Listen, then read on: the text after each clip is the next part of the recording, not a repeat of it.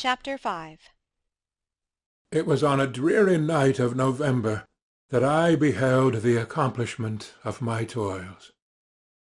With an anxiety that almost amounted to agony, I collected the instruments of life around me, that I might infuse a spark of being into the lifeless thing that lay at my feet. It was already 1 in the morning.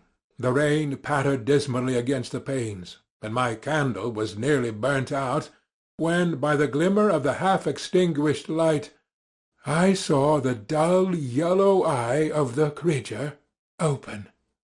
It breathed hard, and a convulsive motion agitated its limbs. How can I describe my emotions at this catastrophe, or how delineate the wretch whom with such infinite pains and care I had endeavoured to form? His limbs were in proportion, and I had selected his features as beautiful. Beautiful! Great God! His yellow skin scarcely covered the work of muscles and arteries beneath. His hair was of a lustrous black and flowing, his teeth of a pearly whiteness. But these luxuriances only formed a more horrid contrast with his watery eyes, that seemed almost of the same colour as the dun white sockets in which they were set, his shrivelled complexion and straight black lips.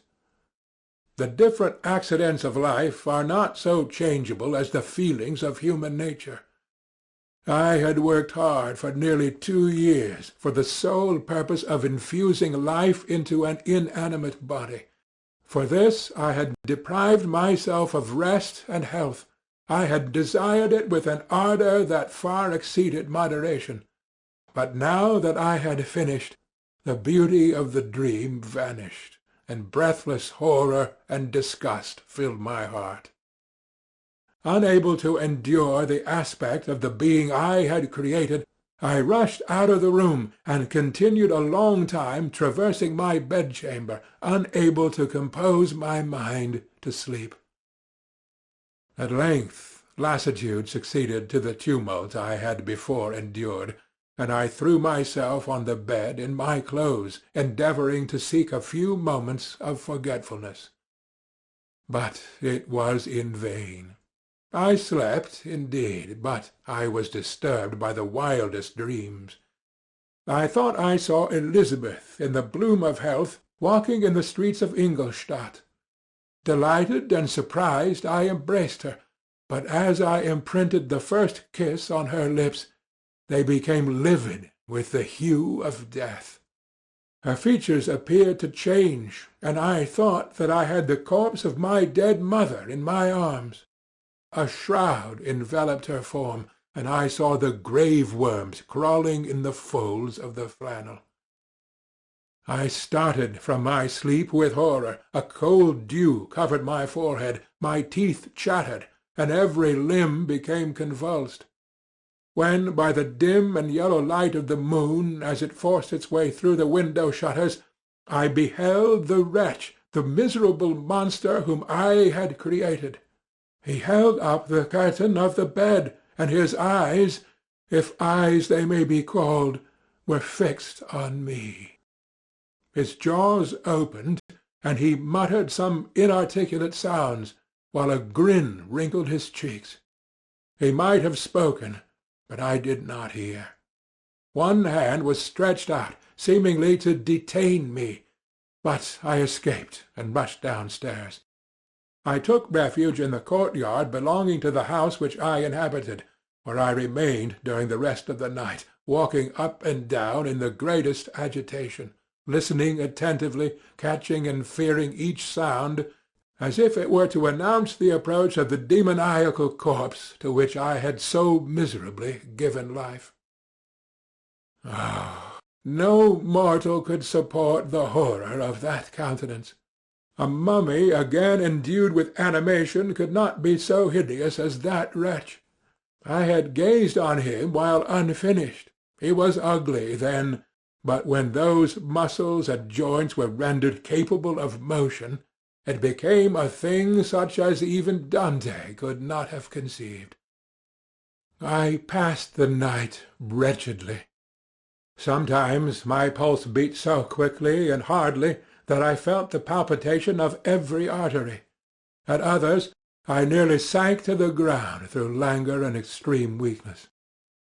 Mingled with this horror, I felt the bitterness of disappointment.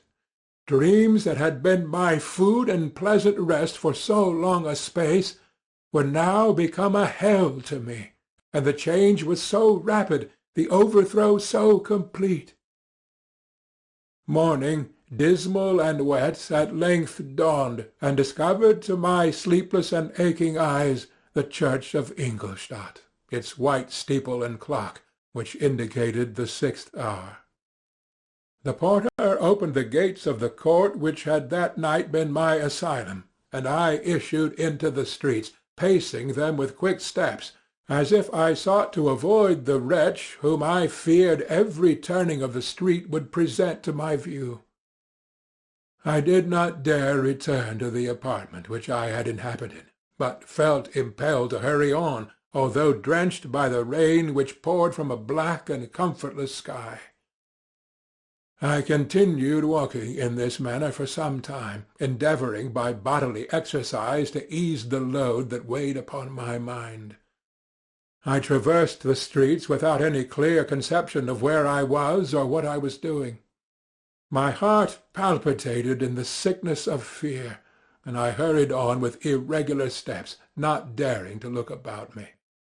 Like one who, on a lonely road, doth walk in fear and dread, and, having once turned round, walks on and turns no more his head, because he knows a frightful fiend doth close behind him tread. Continuing this, I came at length opposite to the inn at which the various diligences and carriages usually stopped. Here I paused, I know not why. But I remained some minutes with my eyes fixed on a coach that was coming towards me from the other end of the street. As it drew nearer, I observed that it was the Swiss diligence. It stopped just where I was standing, and on the door being opened, I perceived Henry Clerval, who, on seeing me, instantly sprung out.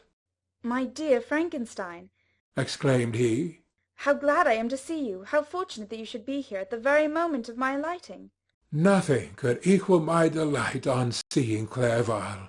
His presence brought back to my thoughts my father, Elizabeth, and all those scenes of home so dear to my recollection. I grasped his hand, and in a moment forgot my horror and misfortune. I felt suddenly, and for the first time during many months, calm and serene joy. I welcomed my friend, therefore, in the most cordial manner, and we walked towards my college. Clerval continued talking for some time about our mutual friends and his own good fortune in being permitted to come to Ingolstadt. "You may easily believe," said he, "how great was the difficulty to persuade my father that all necessary knowledge was not comprised in the noble art of book-keeping, and indeed I believe I left him incredulous to the last, for his constant answer to my unwearied entreaties was the same as that of the Dutch schoolmaster and the vicar of Wakefield. I have 10,000 florins a year without Greek. I eat heartily without Greek. But his affection for me at length overcame his dislike of learning, and he has permitted me to undertake a voyage of discovery to the land of knowledge." "It gives me the greatest delight to see you. But tell me how you left my father, brothers, and Elizabeth." "Very well, and very happy, only a little uneasy that they hear from you so seldom. By the by, I mean to lecture you a little upon their account myself. But, my dear Frankenstein," continued he, stopping short and gazing full in my face, "I did not before remark how very ill you appear. So thin and pale, you look as though you had been watching for several nights." "You have guessed right. I have lately been so deeply engaged in one occupation that I have not allowed myself sufficient rest, as you see. But I sincerely hope, that all these employments are now at an end, and that I am at length free." I trembled excessively. I could not endure to think of, and far less to allude to, the occurrences of the preceding night. I walked with a quick pace, and we soon arrived at my college. I then reflected, and the thought made me shiver, that the creature whom I had left in my apartment might still be there, alive and walking about. I dreaded to behold this monster, but I feared still more that Henry should see him. Entreating him, therefore, to remain a few minutes at the bottom of the stairs, I darted up towards my own room. My hand was already on the lock of the door before I recollected myself. I then paused, and a cold shivering came over me. I threw the door forcibly open, as children are accustomed to do when they expect a spectre to stand in waiting for them on the other side. But nothing appeared. I stepped fearfully in. The apartment was empty, and my bedroom was also freed from its hideous guest. I could hardly believe that so great a good fortune could have befallen me. But when I became assured that my enemy had indeed fled, I clapped my hands for joy and ran down to Clerval. We ascended into my room, and the servant presently brought breakfast. But I was unable to contain myself. It was not joy only that possessed me. I felt my flesh tingle with excess of sensitiveness, and my pulse beat rapidly. I was unable to remain for a single instant in the same place. I jumped over the chairs, clapped my hands, and laughed aloud. Clerval at first attributed my unusual spirits to joy on his arrival, but when he observed me more attentively, he saw a wildness in my eyes for which he could not account, and my loud, unrestrained, heartless laughter frightened and astonished him. "My dear Victor," cried he, "what, for God's sake, is the matter? Do not laugh in that manner. How ill you are! What is the cause of all this?"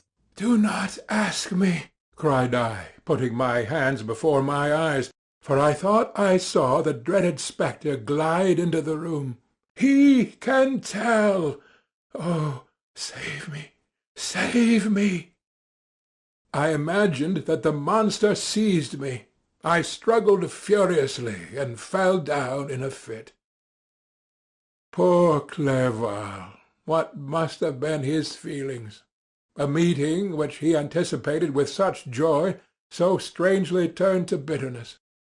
But I was not the witness of his grief, for I was lifeless, and did not recover my senses for a long, long time. This was the commencement of a nervous fever which confined me for several months. During all that time Henry was my only nurse. I afterwards learned that, knowing my father's advanced age and unfitness for so long a journey, and how wretched my sickness would make Elizabeth, he spared them this grief by concealing the extent of my disorder. He knew that I could not have a more kind and attentive nurse than himself, and, firm in the hope he felt of my recovery, he did not doubt that, instead of doing harm, he performed the kindest action that he could towards them. But I was in reality very ill, and surely nothing but the unbounded and unremitting attentions of my friend could have restored me to life. The form of the monster on whom I had bestowed existence was forever before my eyes, and I raved incessantly concerning him. Doubtless my words surprised Henry.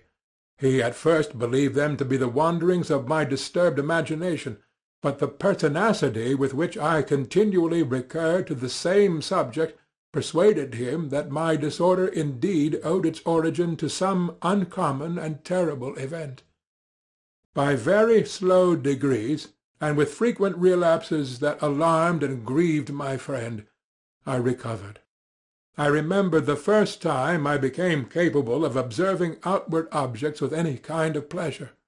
I perceived that the fallen leaves had disappeared, and that the young buds were shooting forth from the trees that shaded my window. It was a divine spring, and the season contributed greatly to my convalescence. I felt also sentiments of joy and affection revive in my bosom. My gloom disappeared, and in a short time I became as cheerful as before I was attacked by the fatal passion. "Dearest Clerval," exclaimed I, "how kind, how very good you are to me!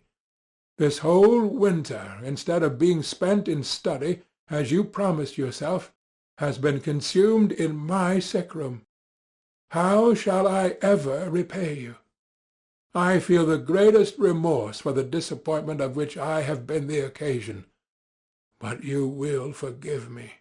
You will repay me entirely if you do not discompose yourself, but get well as fast as you can. And since you appear in such good spirits, I may speak to you on one subject, may I not? I trembled. One subject. What could it be? Could he allude to an object on whom I dared not even think? Compose yourself, said Clerval, who observed my change of colour. I will not mention it, if it agitates you, but your father and cousin would be very happy if they received a letter from you in your own handwriting. They hardly know how ill you have been, and are uneasy at your long silence. Is that all, my dear Henry? How could you suppose that my first thought would not fly towards those dear, dear friends whom I love, and who are so deserving of my love? If this is your present temper, my friend, you will perhaps be glad to see a letter that has been lying here some days for you. It is from your cousin, I believe.